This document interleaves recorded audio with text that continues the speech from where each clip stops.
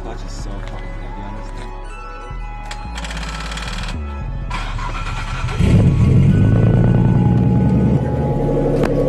Yup, it just gives it a really deep sound. That's what it is. What up, it's your boy Kris Wu, you're watching Noisy Raps.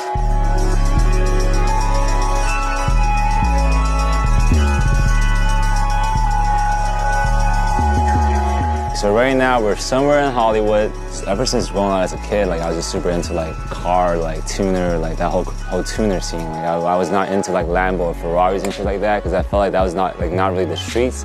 Like if you come from the street and you don't have a lot of money to afford those cars, you can get a tuner car, whatever you want to get for a cheap price. You can add a turbo, do whatever you want with it, and beat the fuck out of a Lambo, you know? And that's what's like so appealing to me, this whole car culture thing, you know? You can get like a Civic or whatever and make it your own.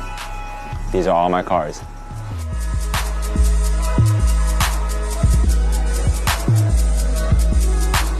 Basically, I was shooting a movie, it's called Triple X with Vin Diesel. And then obviously that's where he got to me and kind of vibed out, and I told him that, you know, I love cars and stuff like that. And then they just kind of started from there. We don't know what's gonna happen, but if there's gonna be a Fast 9, you bet I'm gonna try beyond that. So right here you got 2JZ, Supra engine, pretty much the legendary engine that hosts the most horsepower. You got big ass single turbo right here. Custom intake manifold, everything titanium. The whole car's titanium. Exhaust, you know, from under the hood, everything's titanium. Runs on E85, it'd be able to hold 1,000 horsepower easily. So it's a beast, it's a beast. Don't be playing around with this car on the road. You gotta go to the track, bro. Too fast.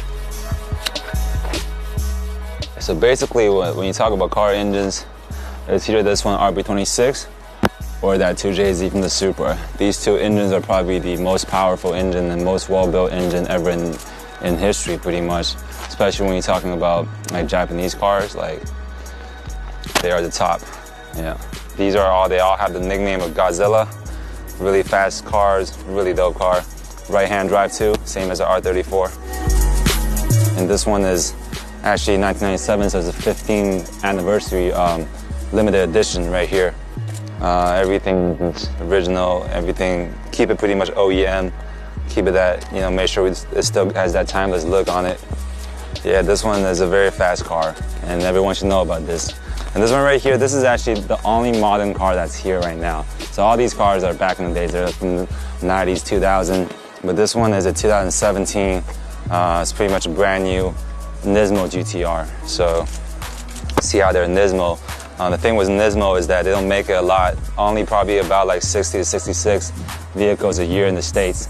What you will see on the streets are usually normal GTR, and this is a Nismo GTR. This is a tongue trim level. The price is about double a normal GTR. So, and right here, last but not least, Acura NSX, also known as this Honda NSX, because obviously in the States this is called Acura, but it is made from Honda.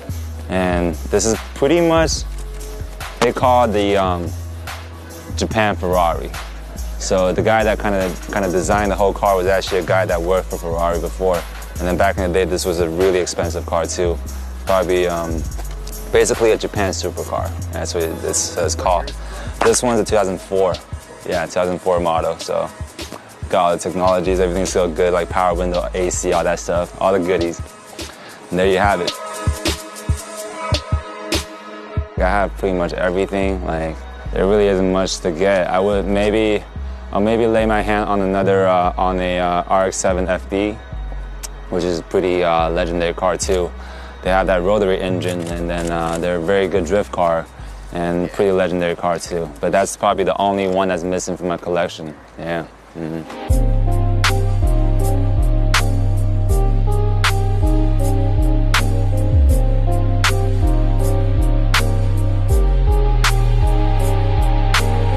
One of the reasons why I've been working so hard to finish this project and make sure that this was released, you know, like worldwide, and you know, there has really never been anyone to break through in a music way, you know, like when you talk about like like actors or whatever. You think about Jackie Chan, you know, Bruce Lee back in the days, all legends. But when you talk about like musicians, you know, that come up that can rep China, that comes from China, you know, authentic, you can't really name anyone, you know. I started listening to hip hop music when I was around like age of 10. Really, I enjoyed it so much to the point that, you know, at that early age, I was just thinking like if I were to make music one day, you know, this is the type of music I want to be doing.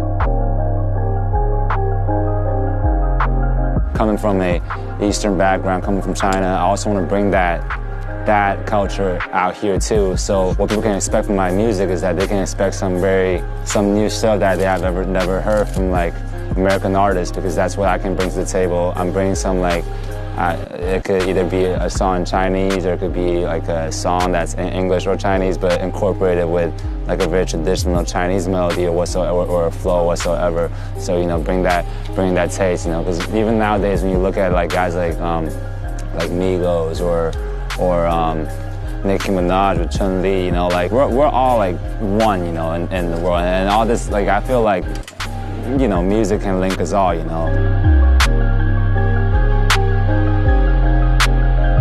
There's this show called Rapid China, right? I'm one of the judges on the show, so they always been wanting to like do an audition out here and get some of the Asian Americans and bring them back to China. And we just kind of reached out to Migos, and I actually met them the first time at NBA Celebrity Game in the All-Star Weekend, so we kind of know each other already.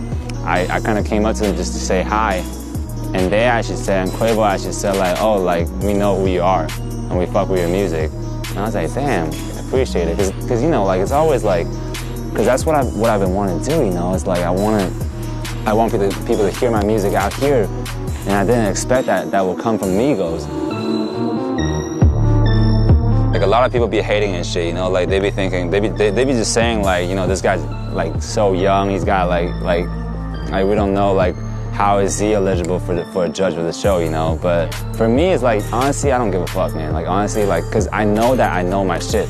Like, I spent so many hours in the studio working, all these years, like, doing music, and you guys just be behind the keyboard and just saying this, and you probably don't even know how to make a single sound, like, cut a single record or whatever, you know? Like, so honestly, I really don't care, and I mean, everything works out, you know, and I feel like I'm doing this not only for myself, but for the youth and for everyone that loves rap music in China.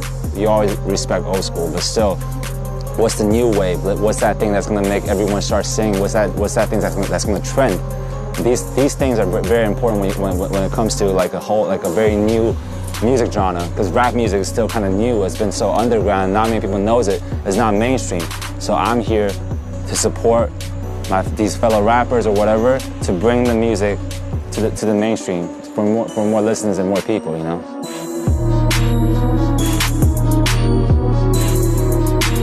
Let's go to the studio right now.